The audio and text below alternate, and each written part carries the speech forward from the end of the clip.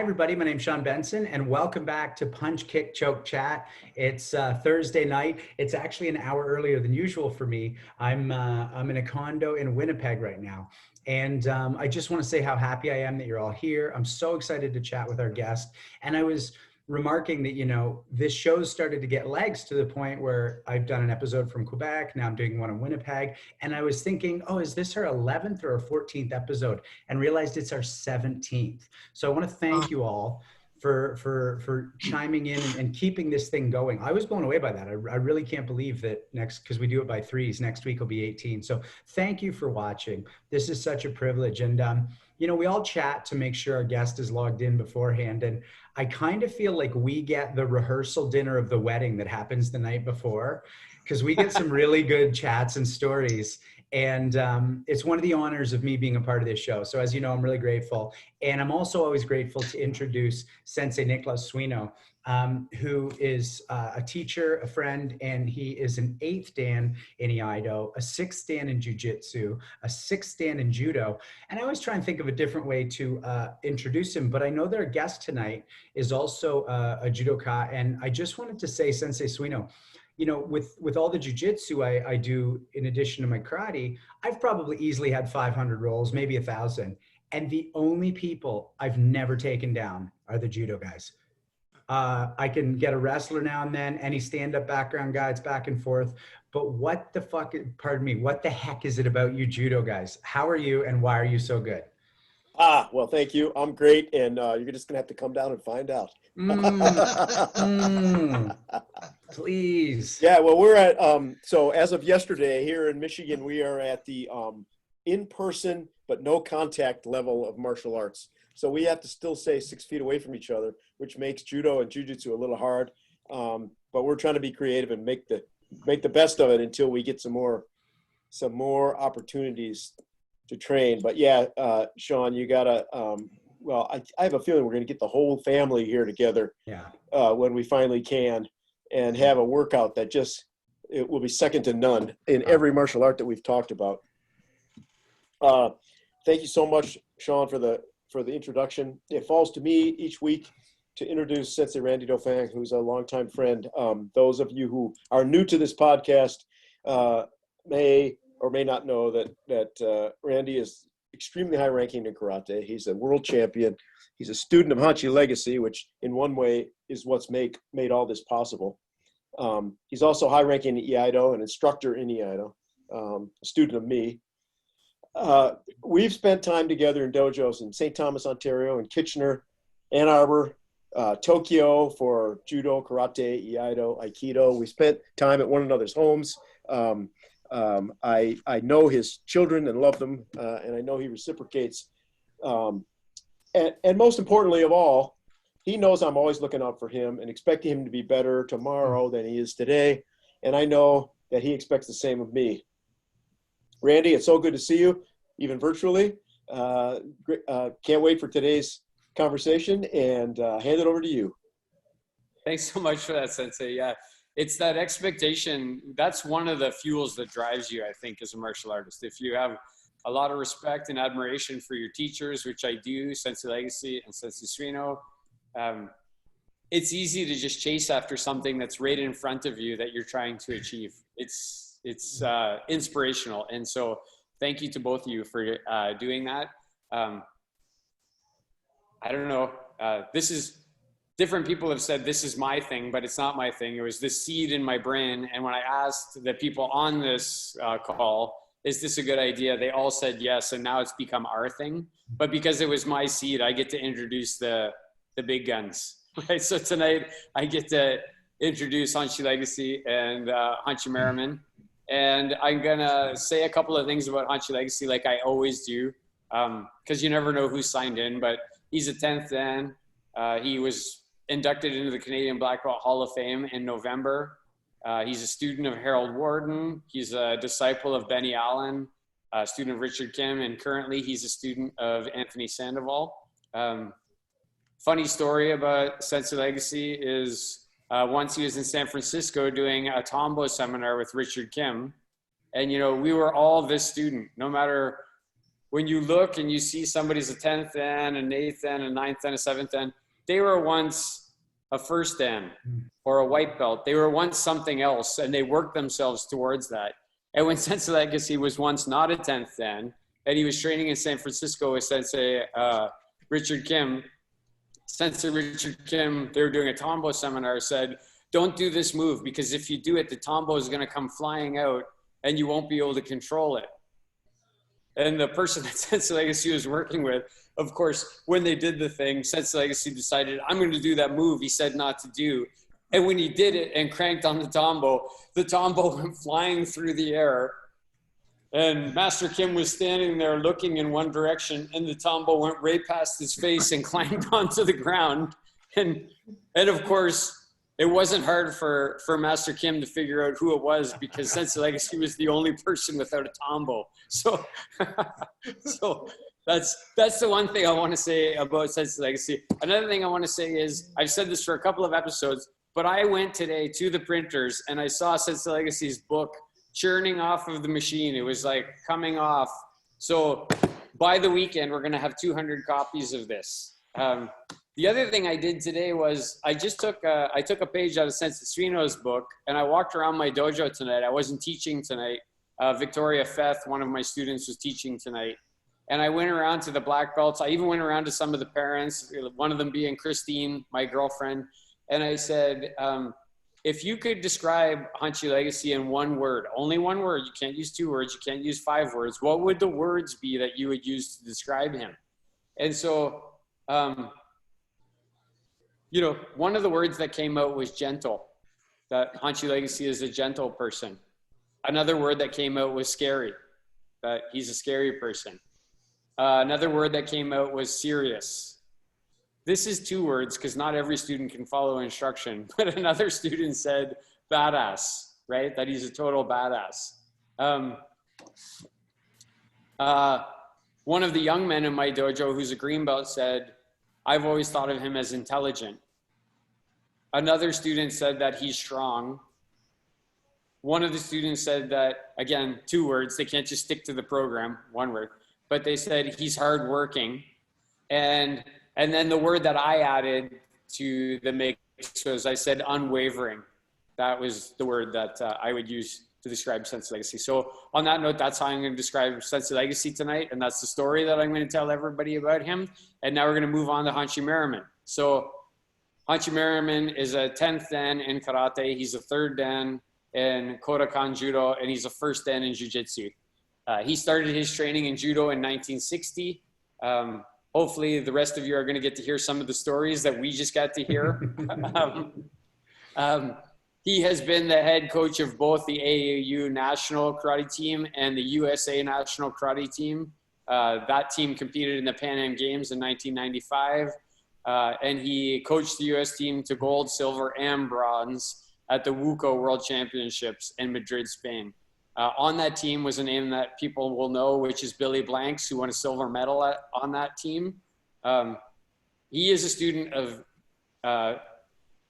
very well-known names, Peter Urban, Chris Tabayas, So Wong in Judo, Nakabayashi Sadaki, and Miyazato Iichi, who is a student, senior student of Miyagi Chojen, and as well Iha Koshin.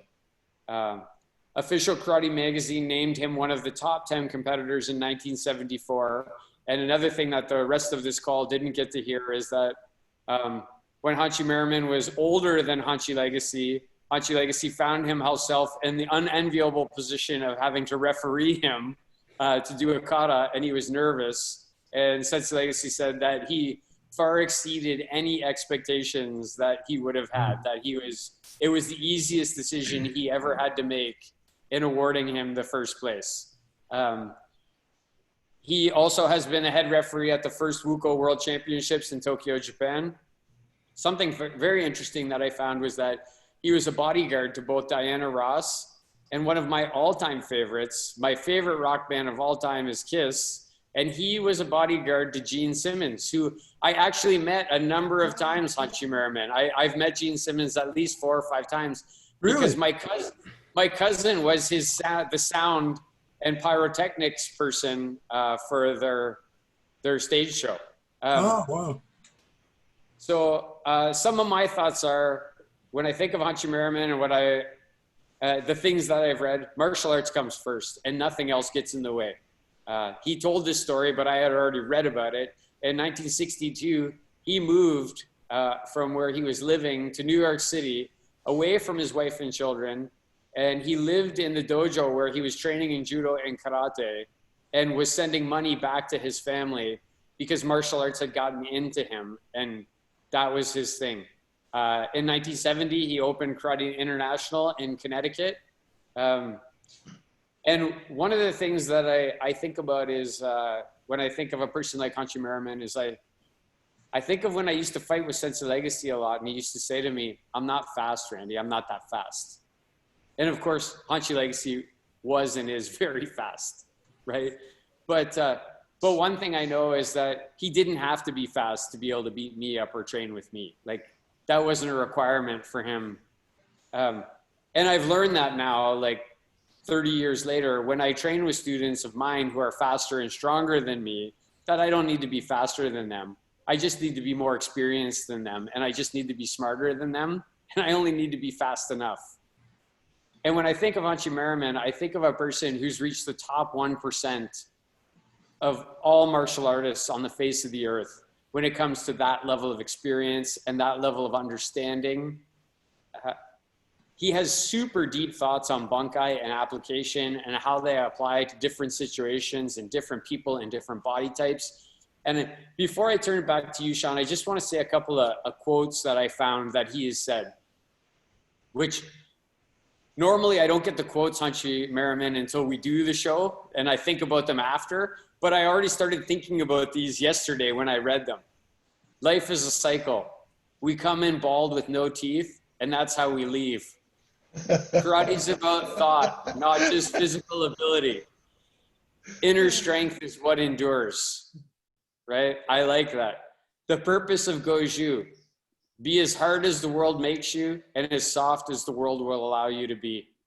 I love that. I'm going to think about that so much. So, Hanshi Merriman, thank you so much for being on the show tonight. That's my introduction for you, and I'm going to turn it over to Sean Benson. Thank you so much. Yep. I just want to say to everybody watching, in the bottom, the chat is where you can send your questions in. And Robert, our incredible behind the sceneser tonight, he's going to funnel those to any of us to ask Sensei Merriman on your behalf.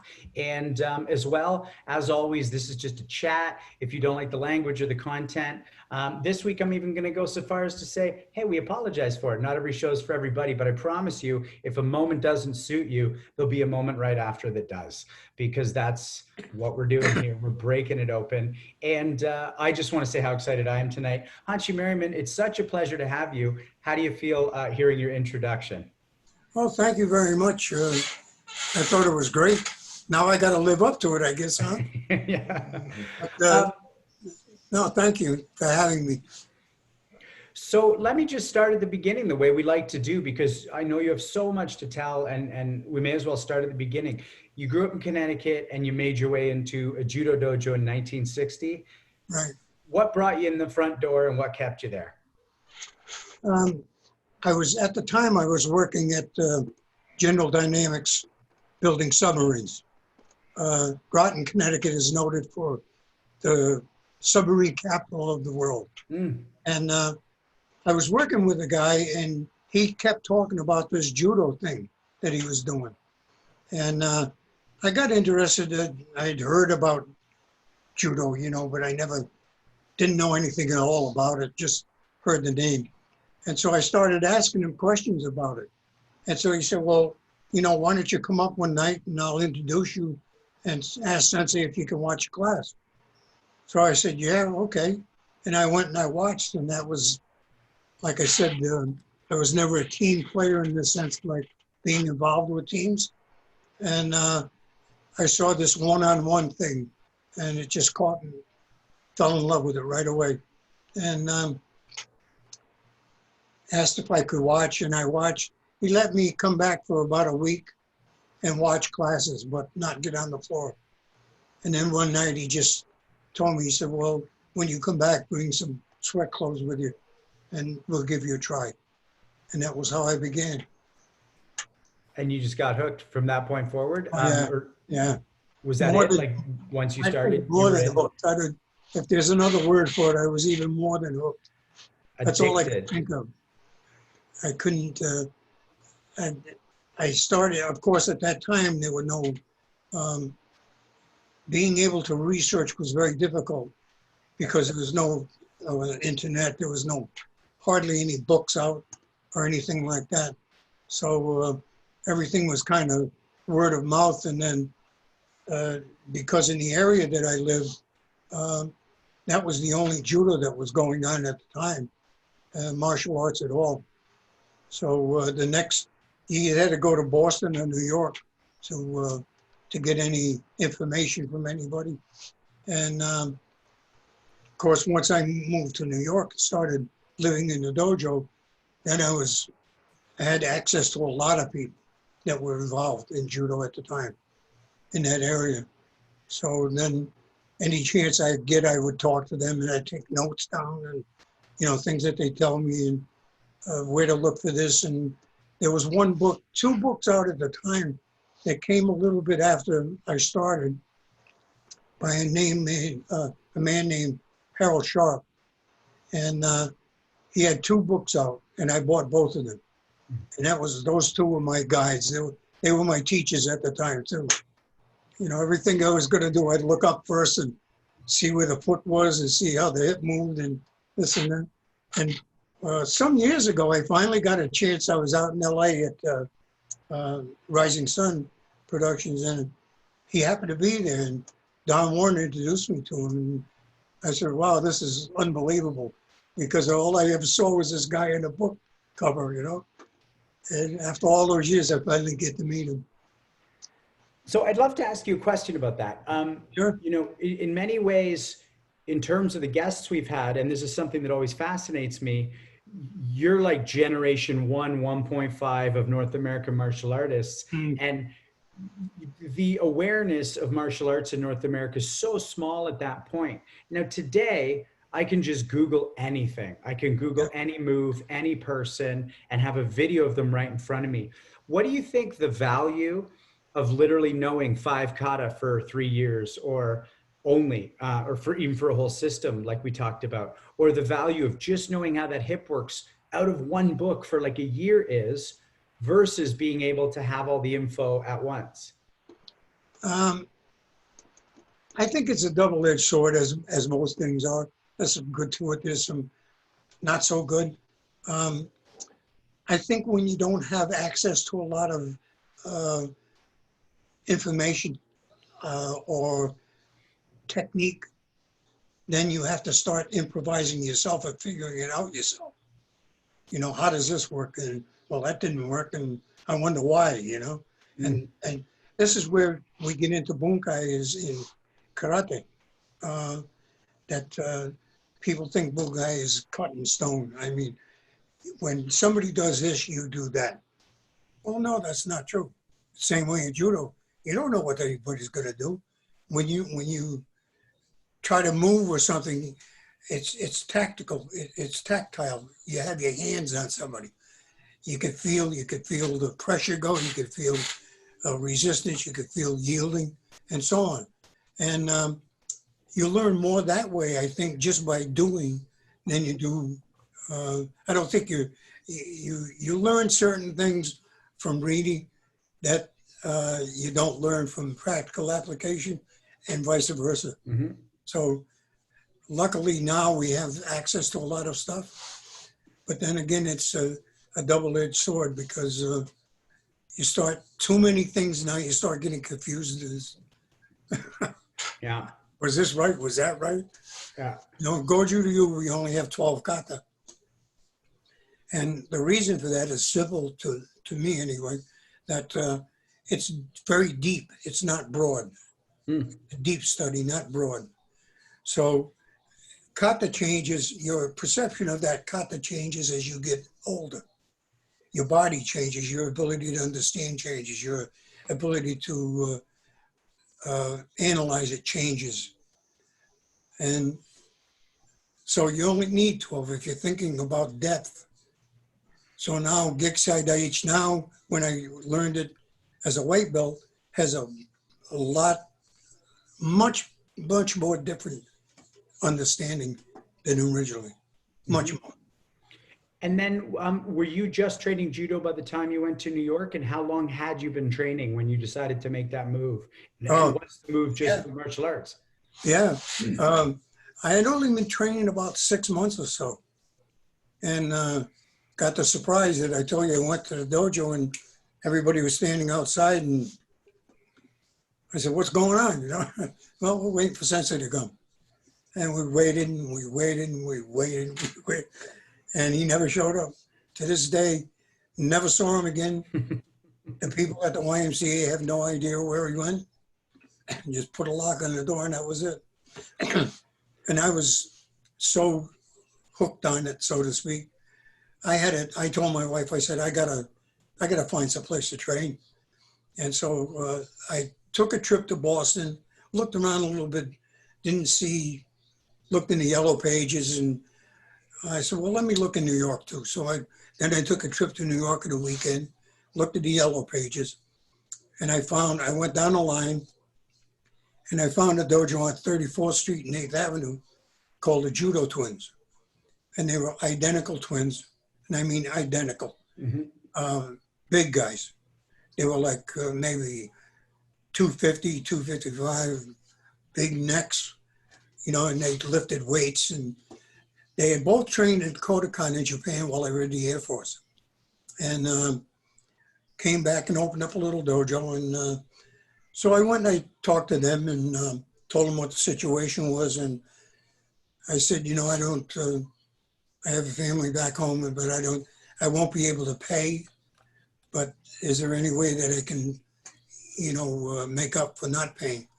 And he said, well, you know, and at the time there were 2 other guys living in the dojo at the same time, 2 guys from Holland. So he said, well, I got 2 guys sleeping over there in the corner. If you want to sleep here, you can, and, you know, clean up the place, help around the dojo and open it up, close it with these guys. And I said, okay. So I went back and I told my wife, I said, well, I have good news and I have bad news. The good news is I found a dojo. And she said, oh, great. And I said, well, the bad news is you're going to have to go back and live with your mother for a while. And believe it or not, she said, no problem. Wow. I'll do it. And amazing lady, obviously, you know. I think had it been somebody else, they would have said, well, you know, have a nice life and stay in touch when you get a chance. Right. But she went back to Pennsylvania to live with her mother. I moved into the dojo. And then I started going, you know, on the weekends I go home, I go down to Pennsylvania to where she was living, and I bring the money down that I earned during the week and spend some time there and then go back on Sunday night or early Monday morning and go back to the dojo. And I did that for almost a year until I finally got a steady job. I was doing odd jobs then, anything that I could do to make a buck. And then I got a regular job and was able to bring her up. And we found an apartment in Brooklyn, New York. And we were back to sort of semi-normal life. I still had the dojo, so. That's amazing, you know. And the one thing I know that Sensei Rice is on the call, you're gonna love this. Like I've sometimes said to people, if you can't drive across your own city to get to your martial arts class, like what's going on with you? Do you even do this art? Like, you know, and here you are, literally 6 months in, moving to a different city. Your wife agrees with you, supporting it, so you could sleep in a dojo and do this thing that you've fallen in love with. I love this so much. And then what led you to clock other martial arts at that point? Because you're obviously so dedicated to the judo. What, I'm sorry, say it again? Yeah, what made you, while you're doing this judo and so dedicated, decide that you wanted to see what other arts were out there? Well, it was just a question of, in the meantime, while I was living there, a guy from who was in the service in Europe, in Germany, had trained with somebody in Germany in Shitoryu, but the old style Shitoryu. And when he came back, he was looking for a place to work out, and he went to talk to the judo twins. So they told him, well, you know, see if you can get a little class going here. We got another floor, another level. So he started teaching there, and he only had a few, maybe 3 or 4 people training with him. And so I would do judo from 6 to 8, and then he was teaching from 8 to 9 in the evening, 1 hour. So I'd go down and watch him. And then finally I watched him doing kata, and I just fell in love with that right away. You know, the mystical movements. And so I asked him one night if I could get into the class. And he said, okay. And so I was doing judo from 6 to 8, and then karate from 8 to 9, but then I stayed another hour with him afterward, because he saw that I was so eager. Mm-hmm. You know, he got caught up in it and he wanted to teach me. So I'd spend extra time with him. And I did this for the whole year that I lived there. Mm-hmm. And Sensei Suino, did you know the judo twins? Did you guys have any overlap in the judo world? Because you would have started around the same time or a few years later, or the same era. Well, I started in Ann Arbor, Michigan in 1968. So there's a little bit that separates us, but I don't know the judo twins. But Hanshi, as you said, you know, even in 68, judo was kind of the preeminent martial art in the Midwest. And it wasn't until later that things like karate and aikido started coming. Yeah.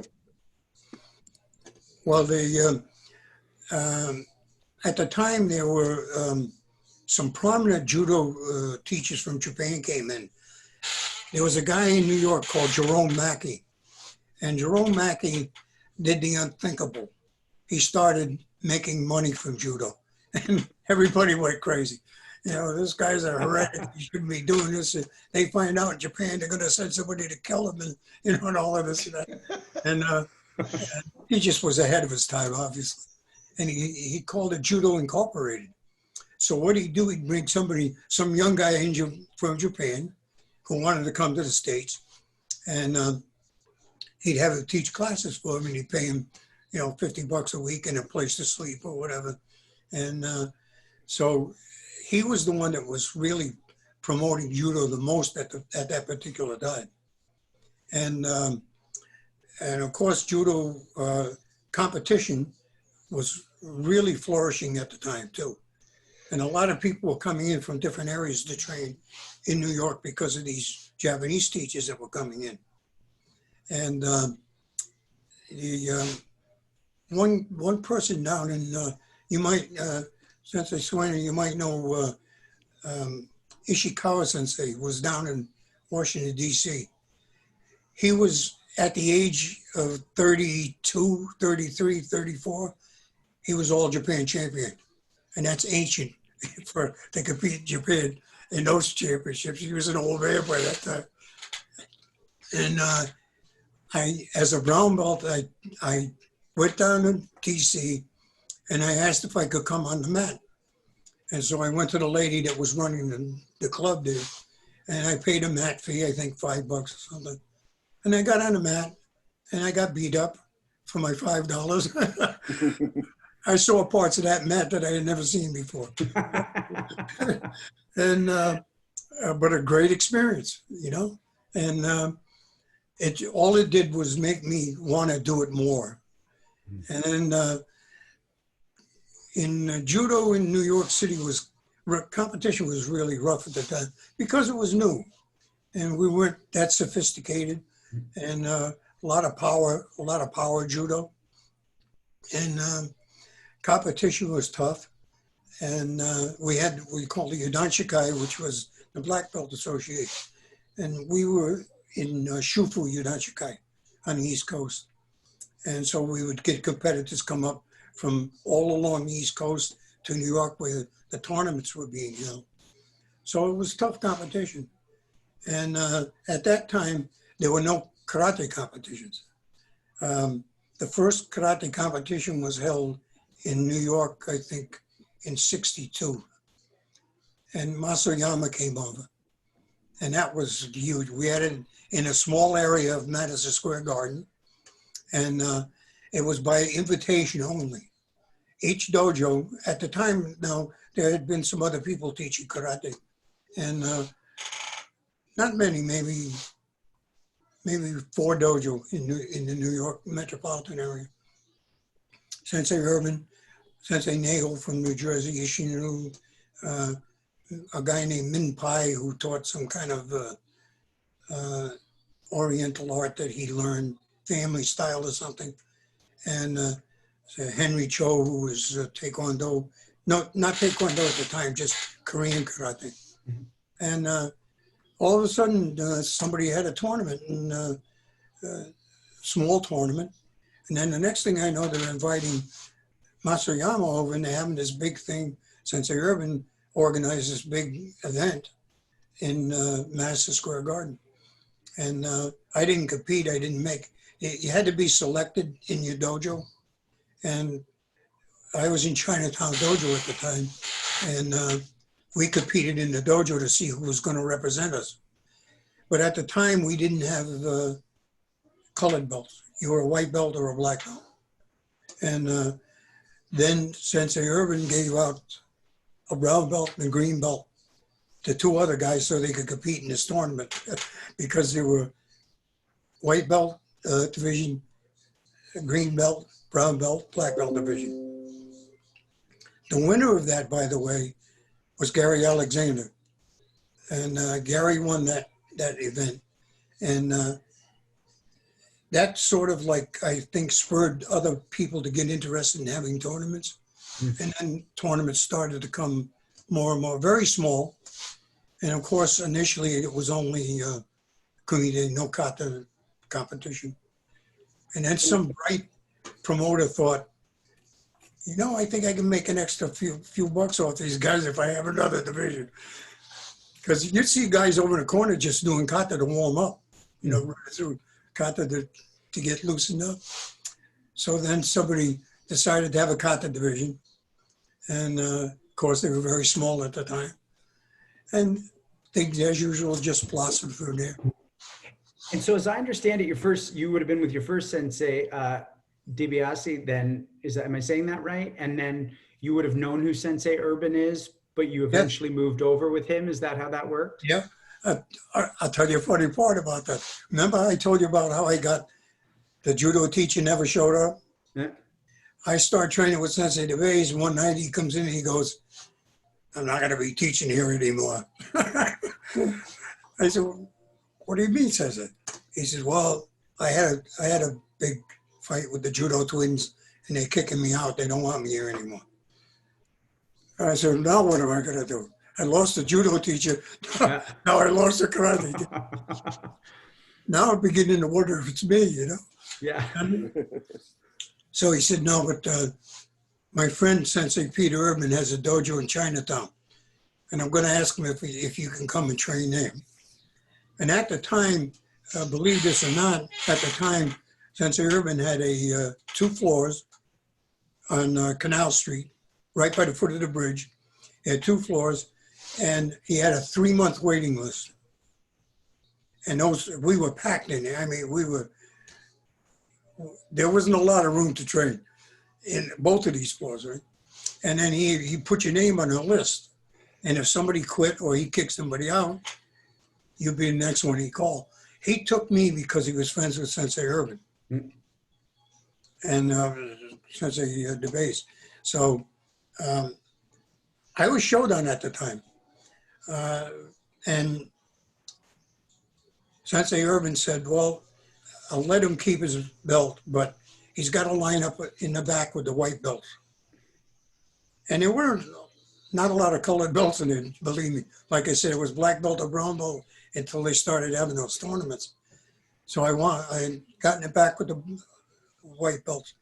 And he said, whenever he feels like he's earned the spot up front, then he can line up front. And so I stayed in the back for a while, a couple of weeks. And then finally I said, you know, if I'm going to be here, sooner or later, I got to get up, got to walk up to the front. And Sensei DeBase told me, he said, I'm going to tell you something. When he tells you, when you make that move to walk up front, he said, you better be ready to walk up front. Because he said, if not, they're going to eat you alive. So one night I just sucked it up and I walked up, pushed my way in between two guys. And as soon as we did that, we bowed in. Sensei said, everybody sit down, please. So we all went to one side of the dojo or the other. And he picked out 10 people. And those 10 people got up. And then he called me. And I had to fight each one of them. And the base told me, he said, you got to make your mark on the first guy. You got to let him know you're out there. And I did. I fought a guy named Harry Rosenstein. And Harry must have been about 2 feet taller than me. And at the time I was working on a combination of a front kick to a round kick combination. And I'm thinking, I don't know if I get my leg up that high or this guy, right? But anyway, we went at it. And of course, this was no pads. There was, in Chinatown Dojo, Sensei wouldn't let you wear a mouthpiece or a cup. He said, because you don't walk around all day with a mouthpiece and a cup. You got to learn how to protect yourself. So, and there's some sense that makes sense to me. So, and there was no pads. So again, we were not sophisticated technique really. So I got through 10 of them and got my loves, and I made my spot. That was my spot after that. And Chinatown Dojo had a good reputation for putting out some good fighters. So you either got good or you went home. I mean, I can see this on Sensei Dauphin's face. I mean, I got goosebumps. Like, for me, the thought of Chinatown in the 60s, and it's like, there's too much flavor in this for me to even handle. But can you be a little specific about the fighting style? We've talked to some of the fighters who came on in the 70s and Sensei Bill Wallace, but what was a point back then? Or were there points? Was it rounds for 5 minutes? What did it look like? Oh, it was just always, initially, even in judo, Ippon or Wazari. Full point, half point. And I think it changed over the years. It went from Ippon Shobu to Sanban Shobu, 3 points. And then it went to 8 points. And then it went to, now I can't even keep up with it anymore. I think what they were doing, they were trying to make it more spectator friendly, because even in the early days, even Ippon and Wazari, even seasoned competitors sometimes had a problem figuring out which was which, because the criteria was the feet had to be flat on the floor. You couldn't be leaning. You had to withdraw the striking hand. And basically it was front kick and reverse punch. There was no round kicks, came much later. A back kick, I don't know when I ever saw that, but that sneaked in somewhere. I mean, a side kick wasn't called until Joe Louis started knocking people out with it. And they said, well, I guess we better start calling it. So, So it was very basic, very basic. And then, and that was the Japanese influence. Legit question. I'm not making light here. Did you ever just want to grab them and go, I fucking know judo, I'm going to do this? Or did you keep the martial arts separate in your mind and in your practice? No. You can always use a sweep in judo. I mean, in karate, a sweep.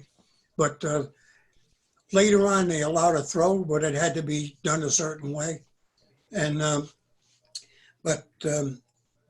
I think the idea of how to use your body in judo, how to set yourself up an angle, etc. They translate into karate also. In judo, there's a Hapano Kosushi, the 8 points of balance. And they work also in karate. I teach that a lot when I teach seminars, how to enter.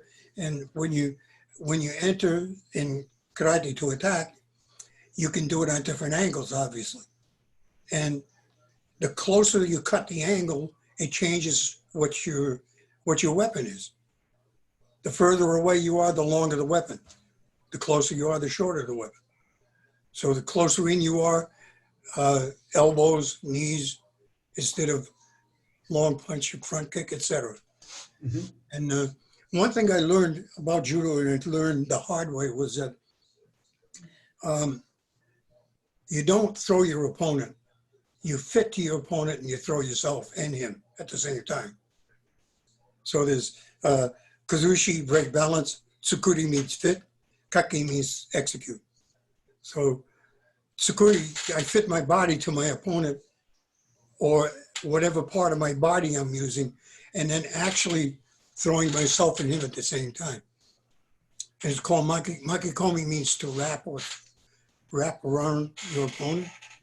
And that way it lessens the chance of him escaping in midair also.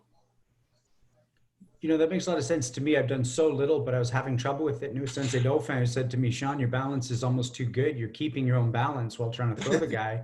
And Sensei Suino, you want to chime in on that at all, or just nod along? What do you think? Yeah, no, I love that. Hanshi Merriman, I studied judo in the States here from 68 to 88. And then I went over to Tokyo. And I remember, my first couple of weeks in the dojos in Tokyo, one of the big things that everybody used to tell me was, hey, you do library judo, right? Your judo is from a textbook. And so I felt like I was good and technical, but I wasn't winning a lot of matches over there. But harai goshi, leg sweep was always my favorite throw. And I didn't start getting it against the Japanese guys until I threw myself, right? I would throw that into a somersault, and then it became a reliable go-to technique for me. So it's great that you say that. Fits right in with my experience. Yeah, the little light goes on, right? Right. Yeah. Hanshi Legacy. Sorry, go ahead, Sensei Merriman. No, even when I was teaching full time, I always taught judo to my black belts, always, because in Goju-ryu, when karate went from Okinawa to Japan, a lot was lost. When people ask me the difference between Japanese karate and Okinawan karate, it's very simple. Japanese karate is how. How do you do this? How do you do karate? Okinawa karate is why do you do this? Big difference. So Japan popularized karate through competition, because what was brought to Japan from Okinawa, when the Japanese took over and started making it Japanese karate, they made it how you do it. In Japan, there's everything has a kata. Everything is a kata. Ikebana, how do you arrange flowers, right? How do you do shodo, the brushwork? There's a way you do it. There's a method to it that you follow. And karate, judo, Okinawan karate, no. I want to know, why am I doing this? What am I supposed to, what's the end result going to be? So, and don't get me wrong, I don't want to offend anybody. I'm not knocking one down to put the other one up, just showing a difference. And if the Okinawans had their way, we probably wouldn't be doing karate now. The Japanese popularized it. The Okinawans sort of stayed in little groups by themselves, even here in the States. They had students, but they didn't go out and really promote it that well. And the things that are inherent to Okinawan karate, you never saw in Japanese karate, especially in Goju-ryu. I started, obviously, I told you before, I started in Goju-kai under Yamaguchi Kogen Sensei. And it was all kumite. Everything was fighting. You did kata, but you did this kata for this grade, and when you moved on to shodan to nidan, you did the next kata, and then so on. And Okinawan karate is just the opposite. Kata is more important. So the idea that so much was lost. I never heard of Bunkai, never. Now Bunkai is becoming very popular, but never heard of it. Never was taught why we did this. You just did it. This is the way you do it. And but I always knew, my mind is always inquisitive, and I always knew I'm missing something. So every chance I get, I try to get as much information as I could, and gradually start hearing about Okinawa. I never heard about Okinawa before, Japan. And so now I start trying to find out more about Okinawa. And I think, okay, one day that's where I want to go, to where it all started. Up until that point, I thought karate started in Japan, in mainland Japan. I didn't know about Miyagi Chojin Sensei. I knew about Yamaguchi Sensei, not the founder. So I was under the impression that Yamaguchi Gogen Sensei was the founder of Goju, up until that point.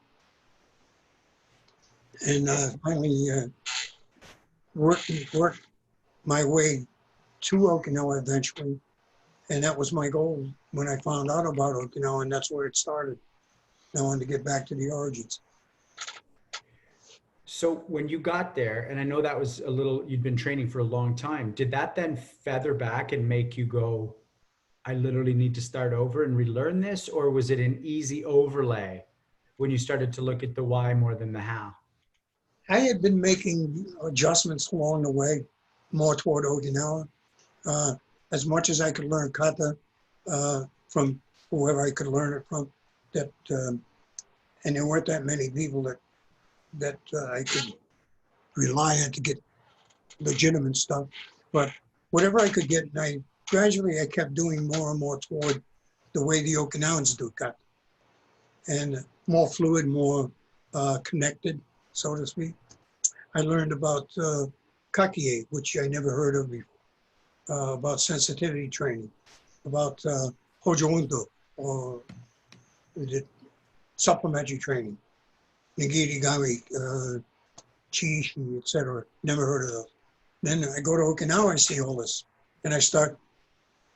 Of course, when I went, I was much older. I went in the early 90s. I finally got to Okinawa. And I was much older at the time.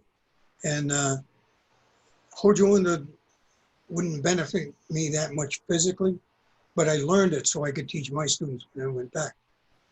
Because Hojo Undo is an integral part of Goju-ryu training. And in order to really understand kata and the essence of kata, Okinawa Goju-ryu, you should use Hojo Undo training equipment and kakie. So that's going to lead us to a question. I'm going to throw it to Sensei Dauphin in a sec, but that's actually a perfect setup for, can you just talk about why that's important? And also Sensei Conroy Copeland wrote in and he says, Sensei, what is your fave Goju kata? Great to see you. He's one of my favorite people. He's all of our favorite person. Everybody on this call loves Sensei Copeland. Yeah, great role model. A gentleman, strong karate man, a gentleman, always a gentleman. He's the ideal balance. Funny thing about kata is that it changes. My kata and such a legacy was reminding me that he saw me do Seiyunchin one time, and that was my kata. I milked that to death.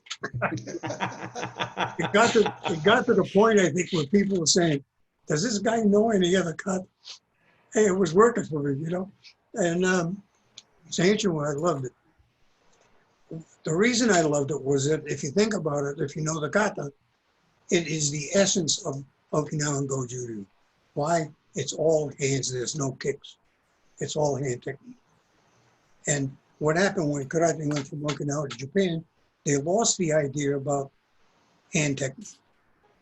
Everything became kicking because it's more visual. Kicking is much more spectacular. It's easier to get a point with a kick than it is a punch. So kicking became very popular. But it's karate, it's empty hand, not empty foot. So they lost the thing about kicking, became popular. But so Seiyunchin is all hand technique. And Sensei Sueno can vouch for this. The first kata in judo, Nagino kata, is a hand technique, right? No legs, no nothing. Hand technique. Yep. It was, yeah. The very first technique, meaning that in actuality, judo is also a hand art. The legs assist, but the hands do the throwing. And karate, the hands actually, in Okinawan karate, you kick from the waist down because what you want to do is destabilize your opponent's base. So if you kick the legs and you make the base weak, then the upper part of the body loses strength. It has nothing to work off. So all the kicks are low to destabilize the base. Once the base is destabilized, then the hand techniques finish it. So Seiyunchin is all hand. But as you get older, the body takes over and it says, you know, we're not going to do those low stances anymore, I don't think. And you try, you know, and then you keep getting a little higher, a little higher, a little higher. And so Miyagi Chonin says they taught kata according to the person's body size, his body structure. And he taught only kata that fit that body structure. So if I, like say, he would teach Sensei Gary Kodarupa, and he taught me Seiyunchin. If I wanted to learn Kodarupa, I learned from Sensei Gary. He would show me the movements, or I would show him the movements to Seiyunchin. Once I got the movements down, then Sensei would come and correct it. But anything that Sensei could teach me, Sensei Gary could teach me. It's just movement. It's just put your foot here, turn here, block here, right? Now, that once you get that down, then Sensei comes in and fine tunes it. So he would teach according to body structure. And he didn't, supposedly didn't teach all the kata to everybody because of that reason. My teacher, Miyazato Ichi Sensei, learned all the kata because he assisted, Miyagi Sensei was the teacher at the police academy in Naha. He was Miyagi Sensei's assistant.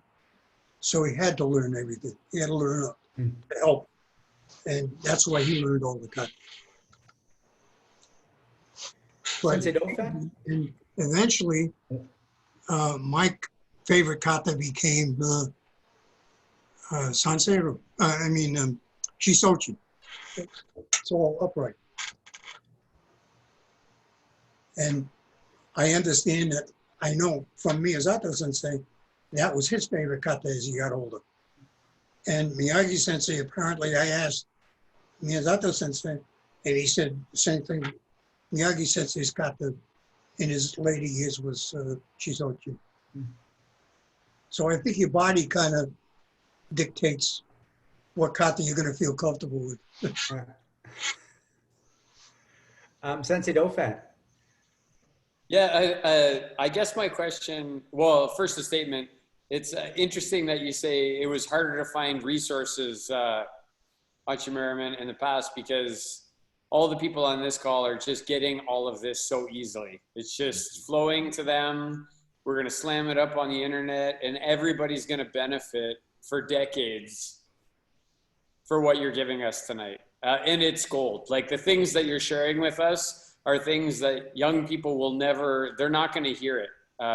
So thanks so much for that. I guess I'm always fascinated with people like yourself, Hanshi Legacy, and who came before you. Like, so when I'm with Sensei Legacy, I'm often asking him questions about Benny Allen and Richard Kim and Harold Wharton. And for yourself, I guess a question that I have is, you know, a person like Sensei Peter Urban, there's a lot of mystique around him as a pioneer of martial arts in North America and quite frankly in the world. I'm just curious to know, what are some of the things that you If you were going to share some things with this audience that people don't know about Peter Urban, that you feel it's important that people should know about him, these things, what would you want to share with everybody?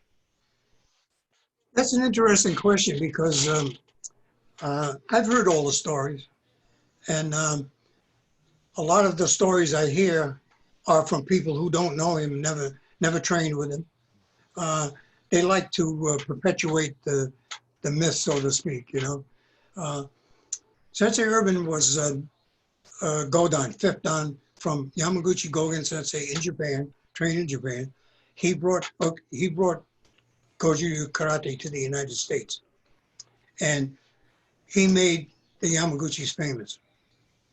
And we knew of them because of Sensei Urban. When he came back, he had been in, I think he was in the Navy in Japan. That's how he got started. And he was young, strong. He was like a little bull, so to speak. He had knuckles on him that looked like ping pong balls from all the Makiwara training, and very lean, very sharp, very strong. And I saw him change over the years.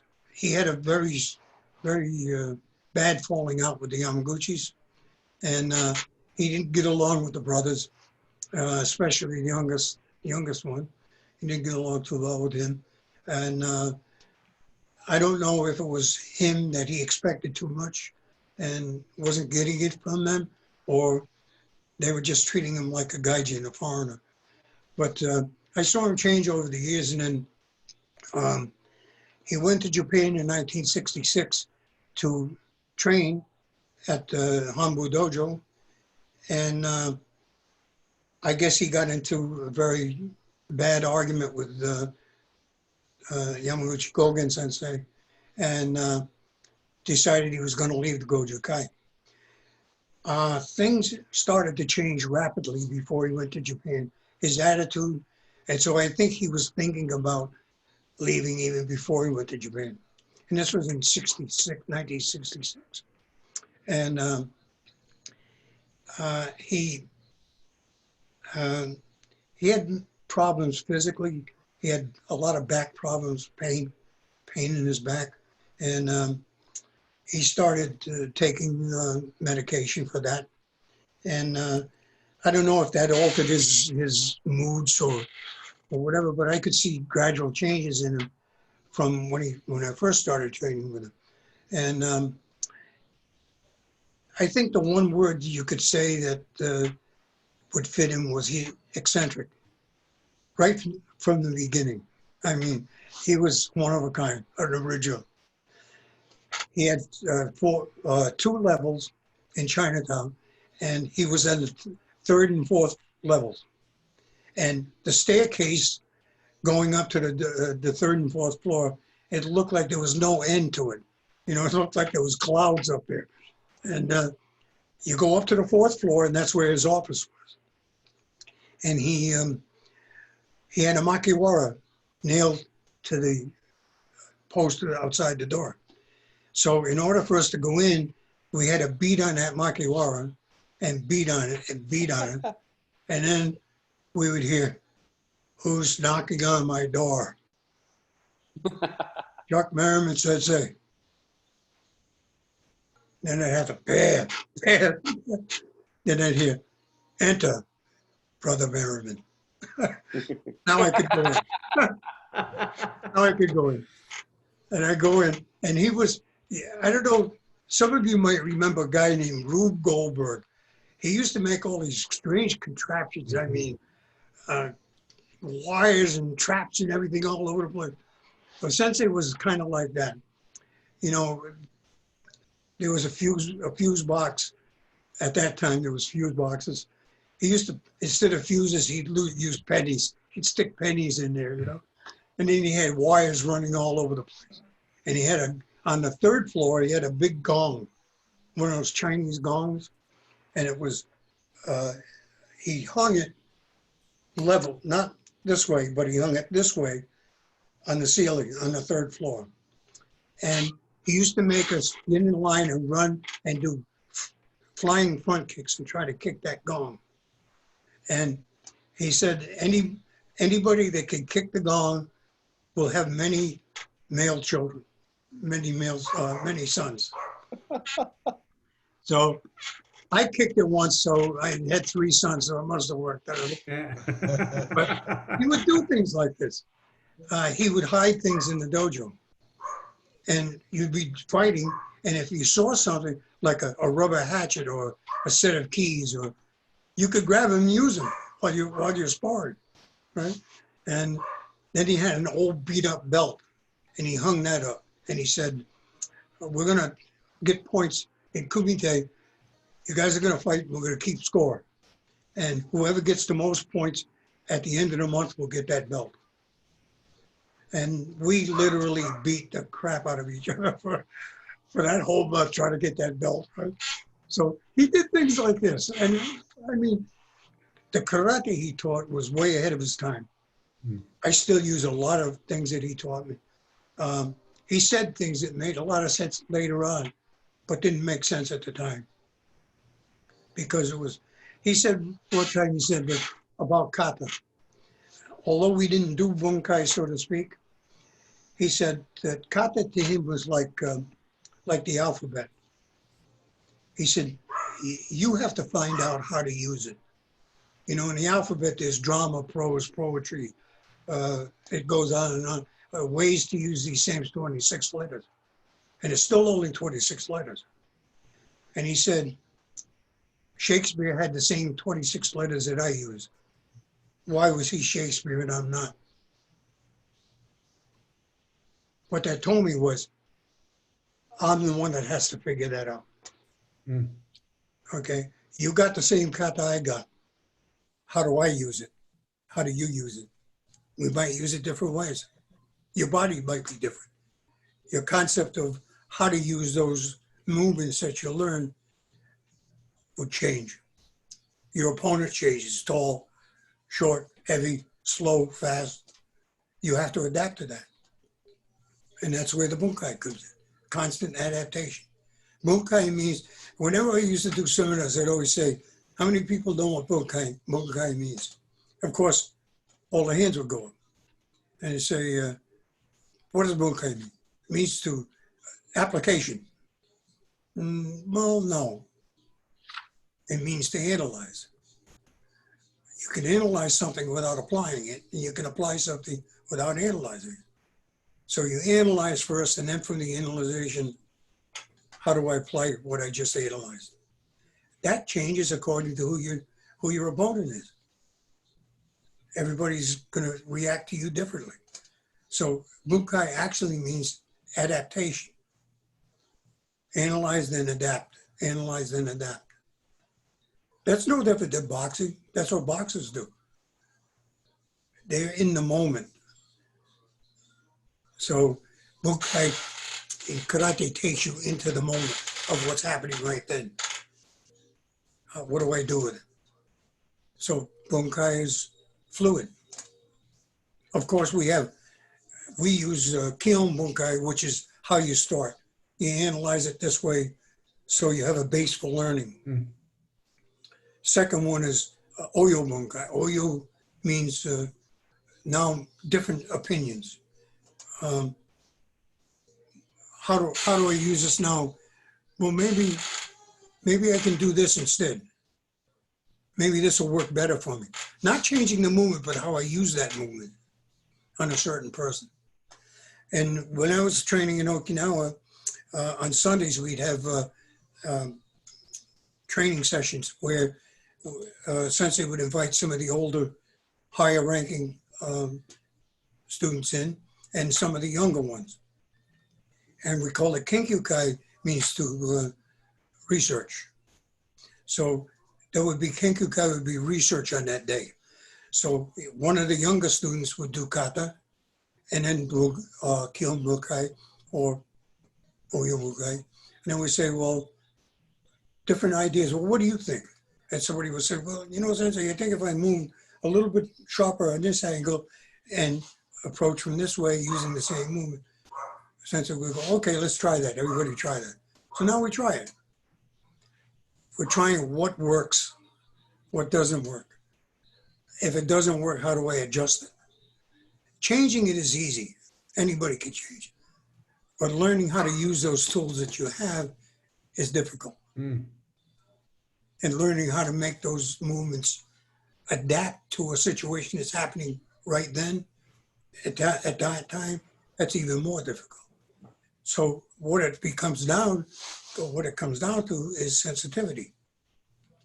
That's why in Goju Ryu, when you see good Goju Ryu kata, it's all connected from the beginning to the end. You don't see separate parts to it. You see a continuation. One movement leads into the next movement. That movement leads into the next, etc. And in Bunkai, every movement is not meant to be a final movement. Sometimes it's meant to get a reaction out of the opponent.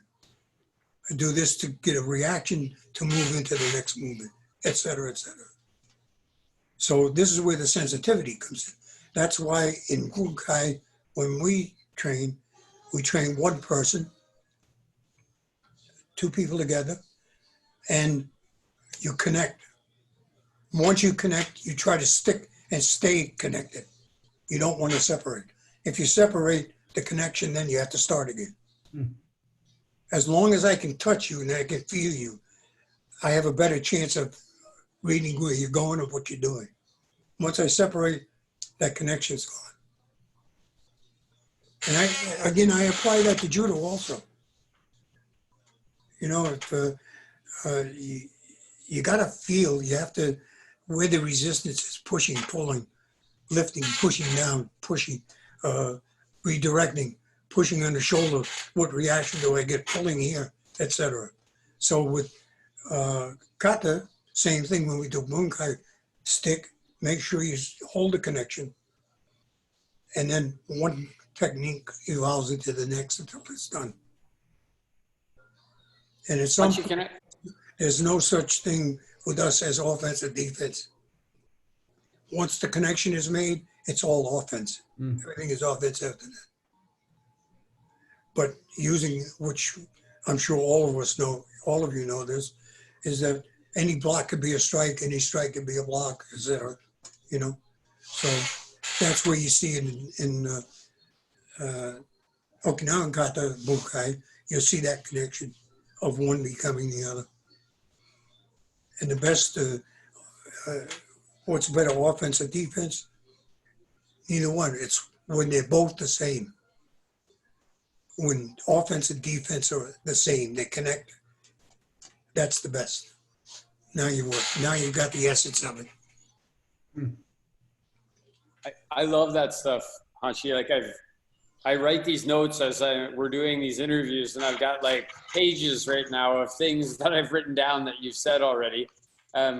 If you don't mind, one thing I want to do is when I mentioned a couple of names, I saw you smile, and that could have just been me reading into something. But if I mentioned a couple of names, I wondered if you would indulge us, if you knew them or any thoughts that you had on some of Sensei Legacy's teachers, one of them being Benny Allen and another one being Bob Dalgleish.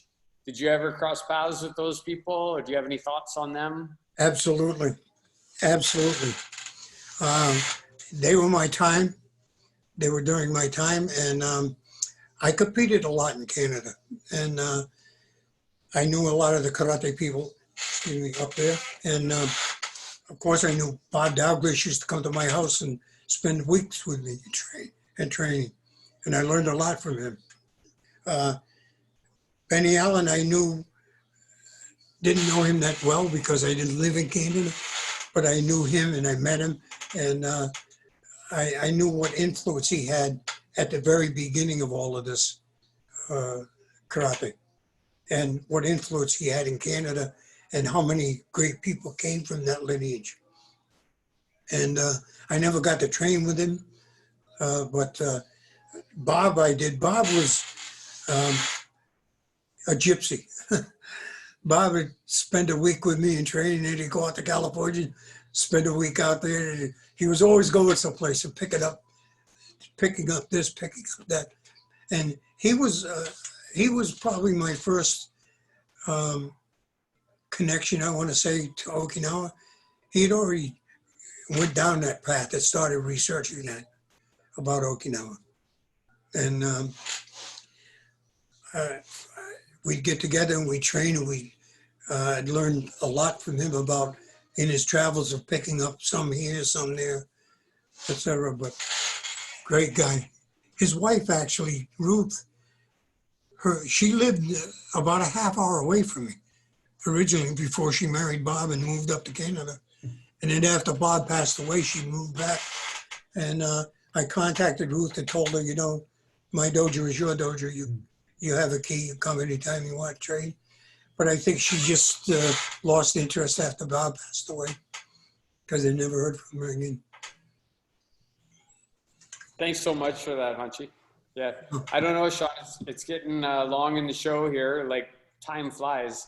Time flies. One thing, we haven't heard too much from Hanshi Legacy tonight. I just wonder, Hanshi, any thoughts or any questions you have for Hanshi Merriman about anybody or anything any thoughts from what you're hearing? No, I really don't. I just want to listen more. Right. Like when somebody's giving you valuable information, you listen. Thanks, Hanshi. I pass on.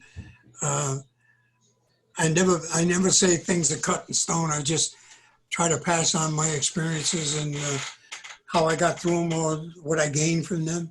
And you know, I always believe that karate is a long journey. Each one has to follow their own path, and each one has to do their own research for them. And I think this is how karate becomes very personal and very special, because it is you. It's an extension of you. How you research, how you use what you learn. And I'm always grateful to whatever I learned from a lot of different people. And I try to pass that on, and I try to benefit anybody I can, because it was always there for me. People have always been good to me and always been very open. When I went to Okinawa, and Miyazato Sensei was very gruff, very gruff. You know, well, his English, of course, was limited, but everything was short, like this. And first time I met him, I thought, yeah, what did I get into here, you know? And but Miyazato Sensei was very, very astute, because what he wanted to see is, why are you here? Not what you tell him. Why are you here? What's your intentions? Why did you come here? And then he watches you, and little things, odds and ends, though, just maybe a social thing or whatever, and he's watching how you react here, how you talk here, how you act here, what's your attitude toward training, et cetera, et cetera. So I went the first time for 3 weeks, and I was in the dojo at 8 in the morning, 2 in the afternoon, 6 at night. And at that time, there was no classes. We didn't have classes. Just always open training. And going at 8 o'clock in the morning, nobody was there, obviously. And Miyazato Sensei he lived in the 3rd floor. He would come down, go outside and putter around, watering his little garden or doing whatever. And so he would leave the doors open. So that's when I would come. And sure enough, if I came, put my gi on, got on the floor, and I'd warm up a little bit, do some hojo undo or whatever, start doing kata, he'd come and give me something to do. So every day that I had the chance to get little pieces here and there, just from him, nobody else was in the dojo. And those times were special, because it was, what he'd do is he'd give you something to work on and then leave you alone, come back maybe half hour, 45 minutes later, and look at you. And if you weren't practicing what he showed you, he wouldn't bother with you anymore. You just walk away. So he would ask you 3 questions. How old are you? How long have you been training? What rank are you? Do you have rank? Then he would watch you on the floor, and he would determine from what you were doing and how you conducted yourself if those three things that you told them fit what you told them. Your age, your experience, your rank. If you said you were a Godon, he wouldn't tell you, no, you're not. Because if that's in somebody's mind, you're not going to change that. That's, they think they are, they think they are. What he would do, he'd watch you, and then he would evaluate you on your performance and your attitude and the way you conducted yourself. And then he would teach you at whatever level he thought you were. So 2 choices. If you weren't getting taught on the level you thought you were, smarten up and learn, or leave the dojo, and either way, solve the problem. Sensei, we do something called our 10 questions that we ask all our guests, but Okay. I have two quick questions before that I'm really interested in. And again, it goes back to this area and time in which you're training. So as you're developing this without much what you'd call like nuance back in the 60s, New York's a pretty tough place at the time. Are you getting into stuff in the streets and going, oh, karate works or doesn't based on that? Or is all your fighting happening in the dojo? No, I just did the dojo. We used to have dojo wars. You know, like I said, there was only a couple of dojo in the metropolitan area. Mm-hmm. You know, Sensei Nagel would bring some guys to our dojo, and we'd fight.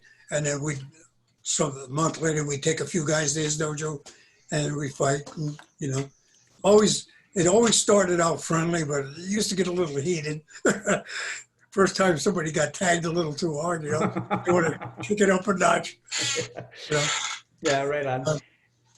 And then, but no, I never really had anything that I could say was a real physical altercation. yeah. I had a couple in the dojo, and I used to train up in the Bronx once in a while. There was a dojo up there much later on, and I go up there to train. A guy named Frank Ruiz ran it. And we had a guy come in one night off the street, and he wanted to fight. So he fought, and he got his ass kicked. But the funny thing was that he left, and he came back about maybe almost a year later.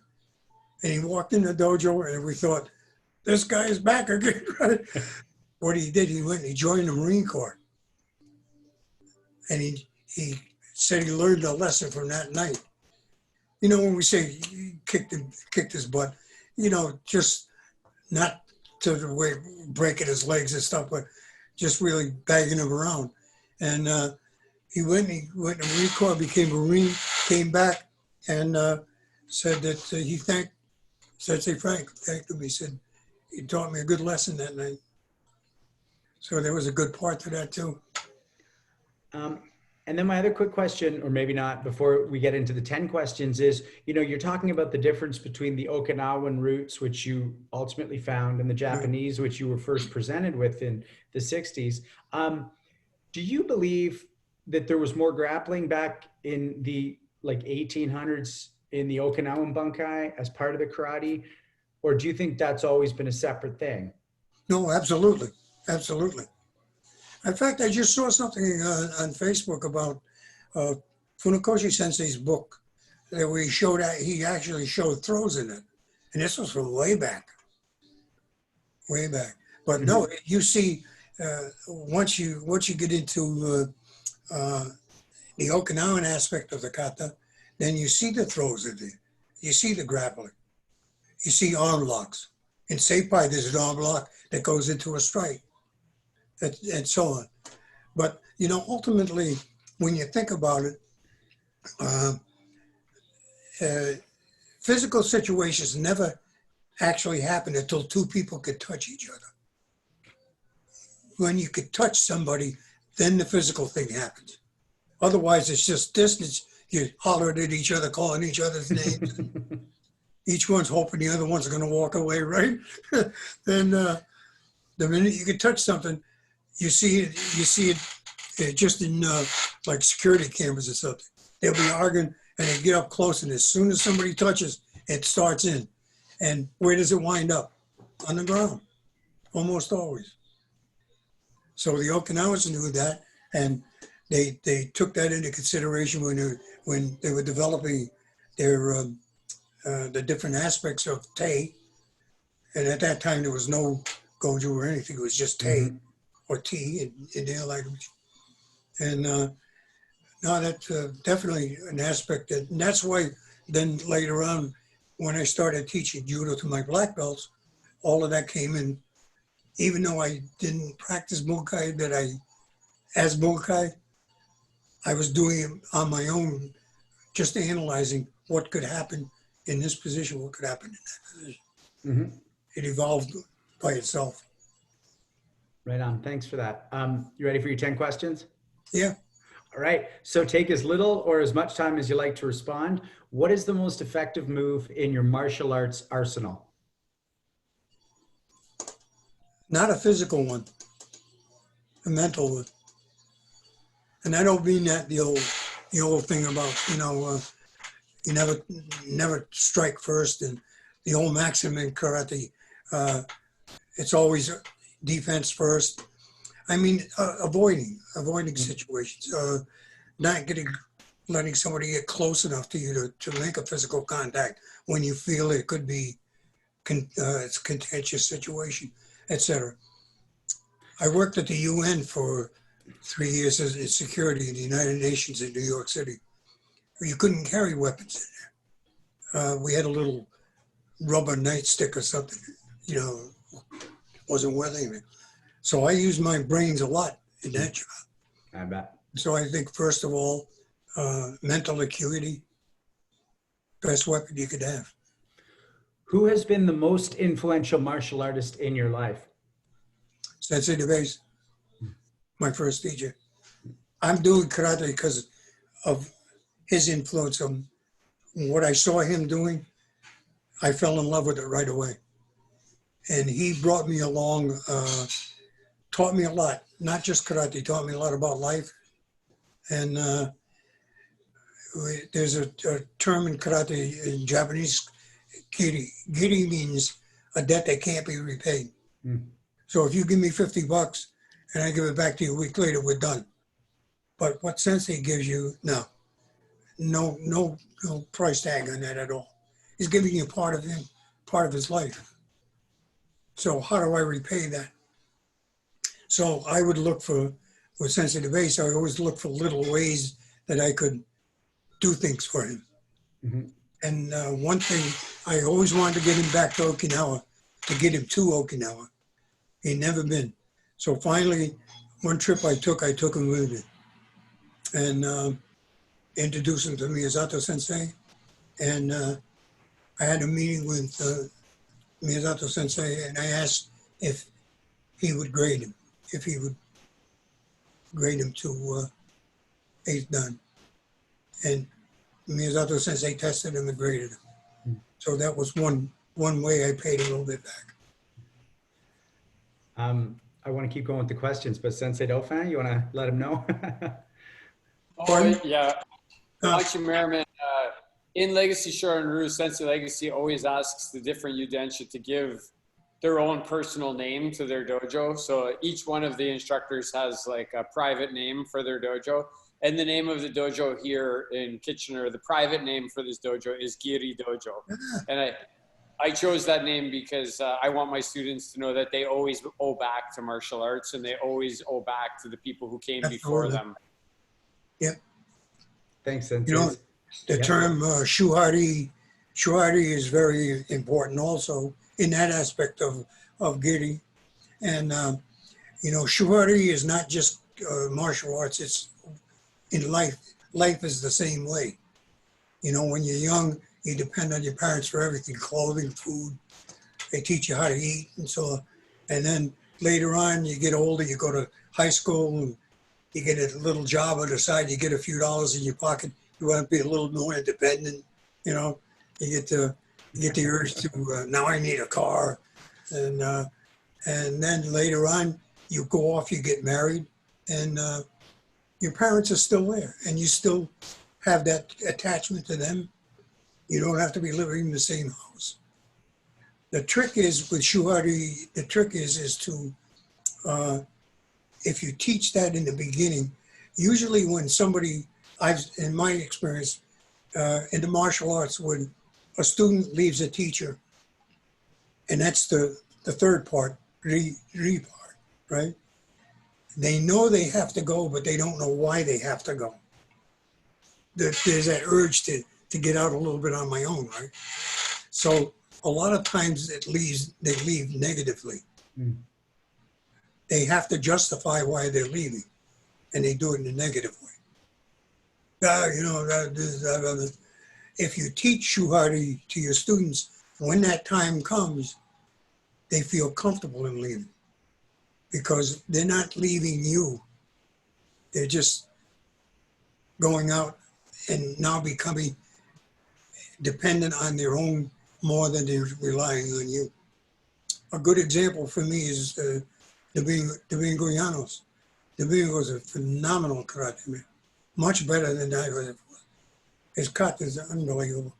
He was the first American to take a silver medal at the Wuko World Championships in Taiwan.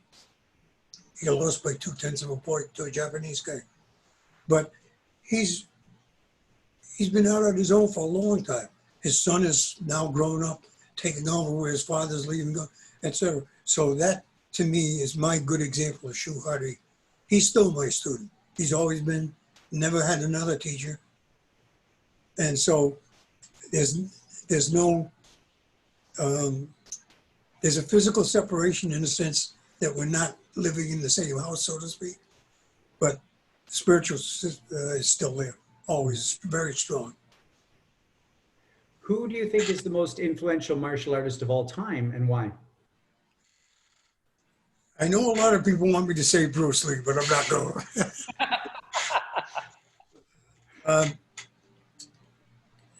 That'd be difficult because I think it's, again, more personal. Bruce Lee had, of course, he made a big impact.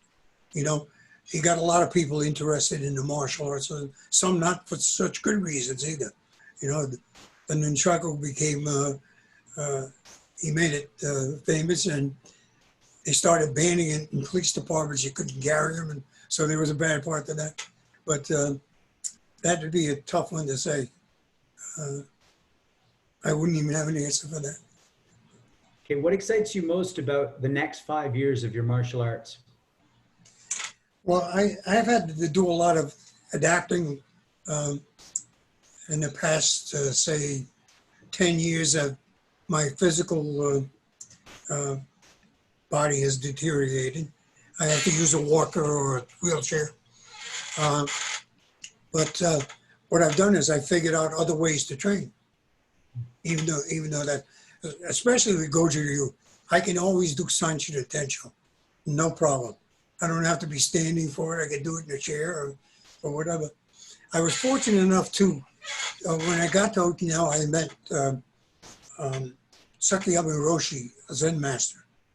And he actually trained with Miyagi-sensei also when he was younger. And he had a Zendo, a Zen training place in Shuri City. So when I go to Okinawa, I always practice Zen with him. And then I still can do Zen myself without physical movement or anything. In fact, it's even better. I don't have to move. But training with him was great because he trained with Miyagi-sensei. So after Zen training was 6 to 7 in the morning and for an hour. And then we'd always get together afterward downstairs and make coffee and have some pastries and something and talk about his training in the early years with Miyagi-sensei. So it was really, really great connection. So that aspect is still with me. Mm-hmm. I think my karate is obviously more mental than physical right at this point, but it's still there, not going anywhere. If heaven exists, what would you like to hear God say when you arrive? Welcome. Welcome. Yeah. Fave film and TV martial artist. TV? Film or TV, yeah. I don't know. I don't really know. You know, as much as I like Chuck Norris, I've never seen one of his movies. And for some reason, I remember in the early years, I saw James Cagney in Blood on the Sun doing judo, right? Sensei knows about that one. That was wild. I mean, whoa. You know, he beat up that guy and made a fool out of him on the mat. And then the next one was Spencer Tracy. Mm. He had one arm, and I forget what the movie was, but did some karate. So these were the early forerunners before any of the other people came up. But and of course I saw Bruce Lee with Kato and the Green Lantern.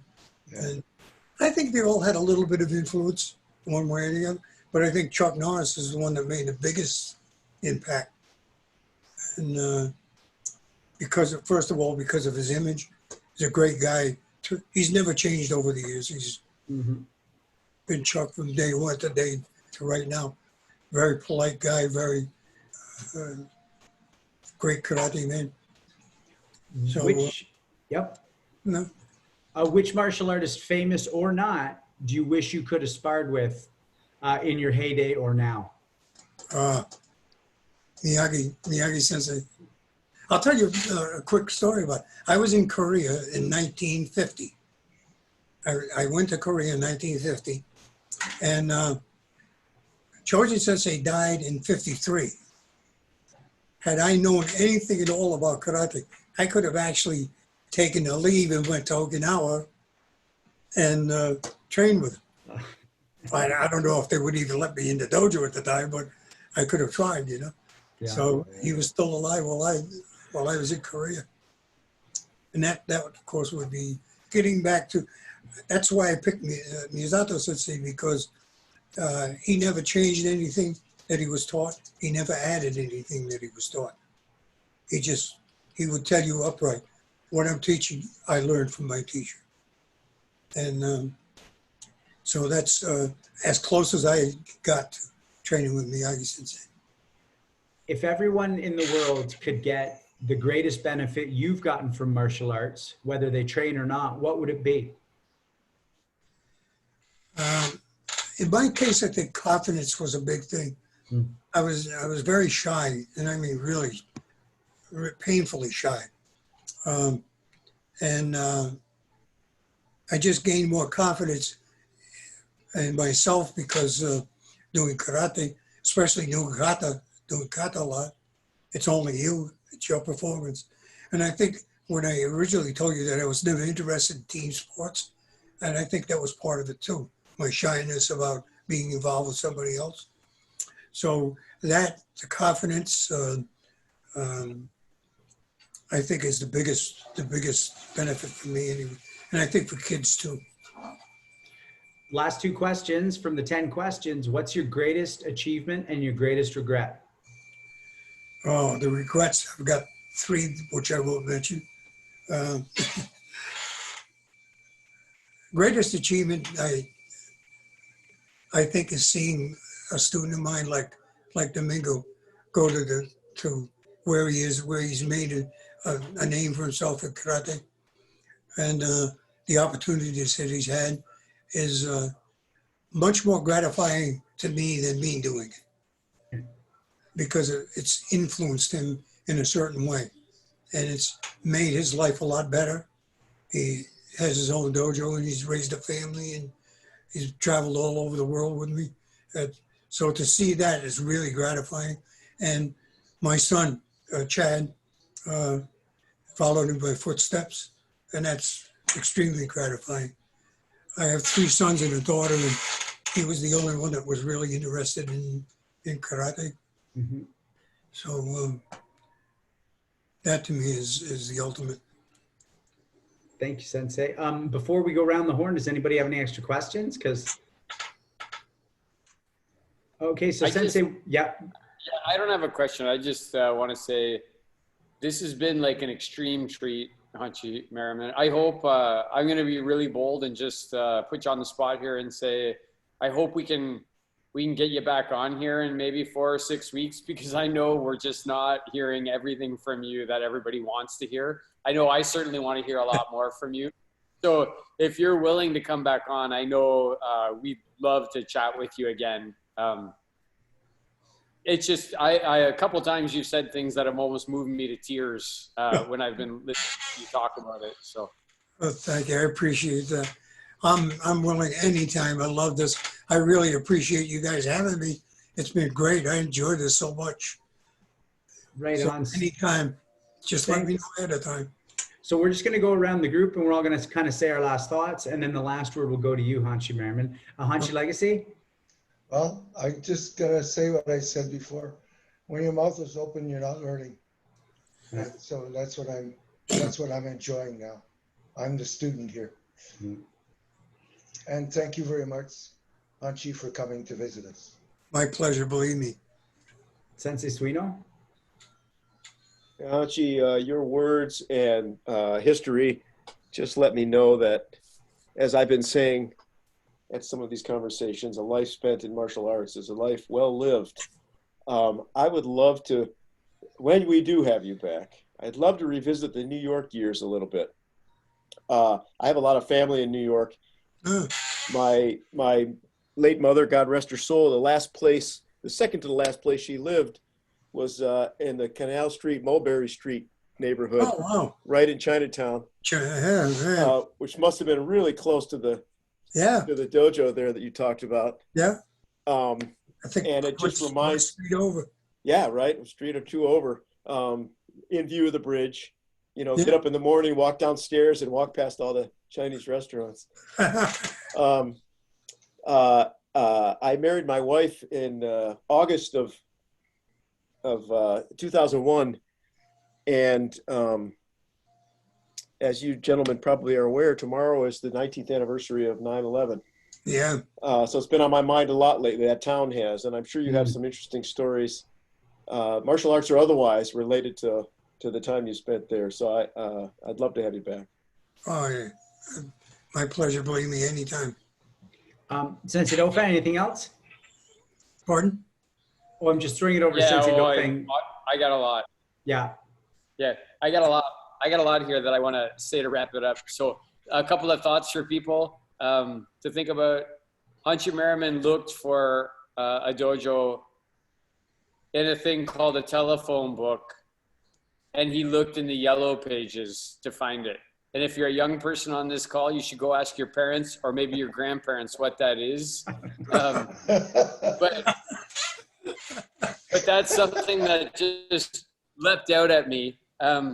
You know, he's learned so much. I just think it's, I don't want to romanticize it too much, but it's so cool that the first dojo he went to in New York City, he was so driven that he's going to sleep in the dojo and he can't pay, and he's going to make money, but he's still meeting his responsibilities by sending money back to his family. That's fucking incredible. Like, the generation today can learn a lot from just thinking about that for a moment, just going and thinking about that for a moment.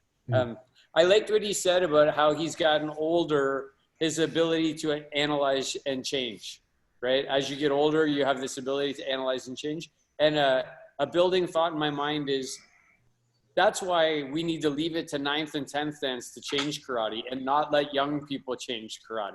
We all have these great ideas, but you just haven't trained. Like, I just haven't trained long enough to have these deep thoughts and analyze these things and know what's best to change.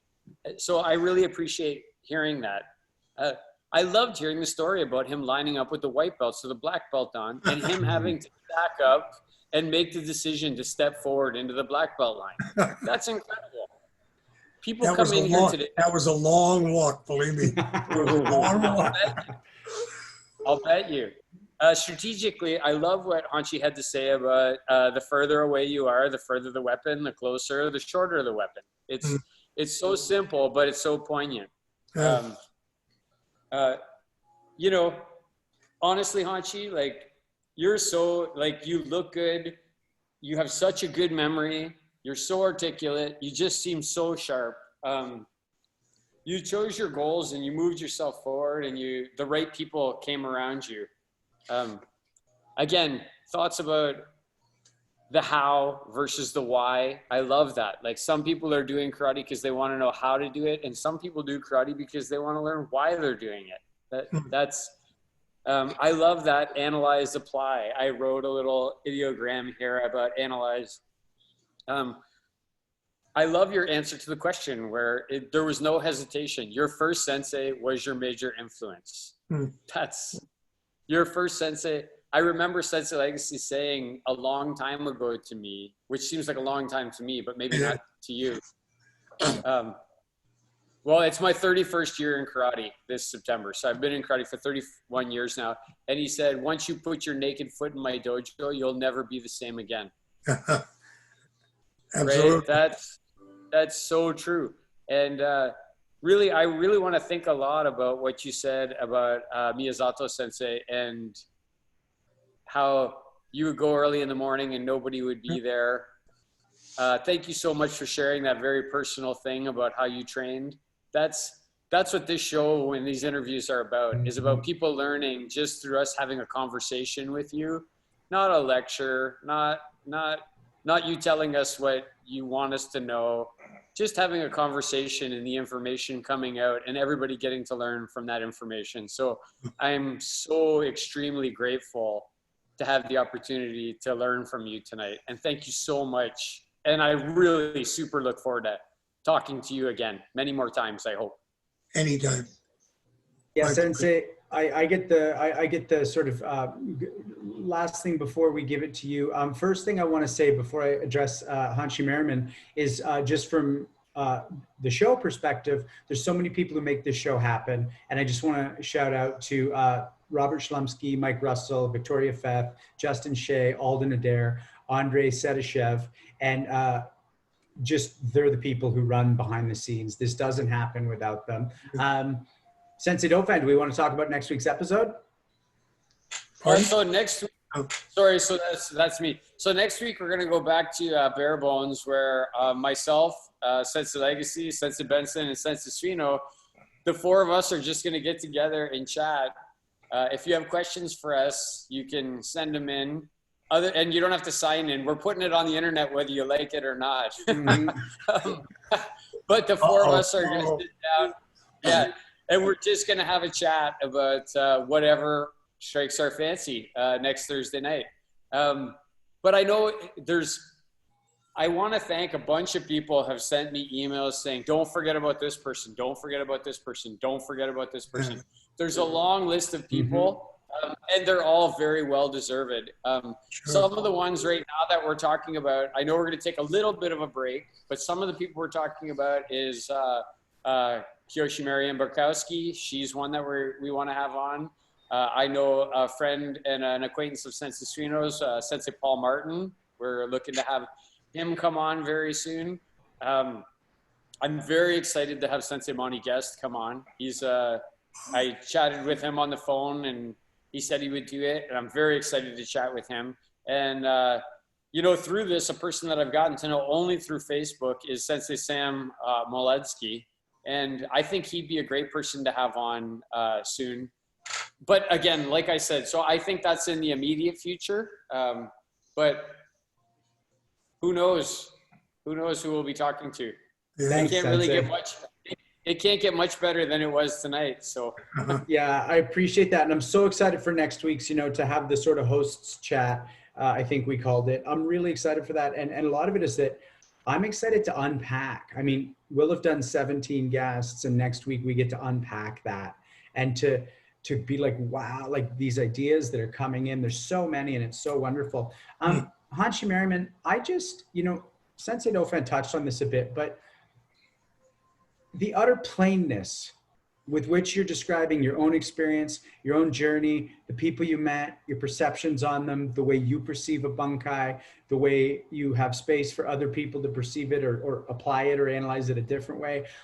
I'm just a bit of what Hanshi Legacy said. I'm just listening tonight and I feel like I'm not only getting to know you, but I'm getting a karate lesson. And I just want to thank you for that. And I obviously have an interest in the way that those bodies touching meets with the striking. And I really got a lot from what you said tonight. So I really look forward to it. And a bit of what Sensei Suino said too, like we barely even got out of your New York years before we just kind of had to flash forward. And I think there's so much to talk about again. To everybody watching, we love you. We're so glad you're here. And I'm going to give the last word to Hanshi Merriman to say goodnight. Again, I want to thank you guys for inviting me, and I really enjoyed this. As I learned also just from listening to you guys, questions you ask also, that it's you should never let anything stand in the way of your passion. You'll find a way. If you want it bad enough, you'll find a way. If you don't, you'll find an excuse. So either way, the situation will take care of itself. But I get to see, I haven't seen Sensei Legacy in, I don't even want to say how many years, but it's been a long time. Yes, And sir. even to say hello to him, that's been great. And one of the things, one of my jokes now is I say, I hear people talking, about their experience at karate. They say, well, how long have you been training? Oh, I've been training 30 years now. Oh, really? And I say, my comeback is, I got a gi older than that.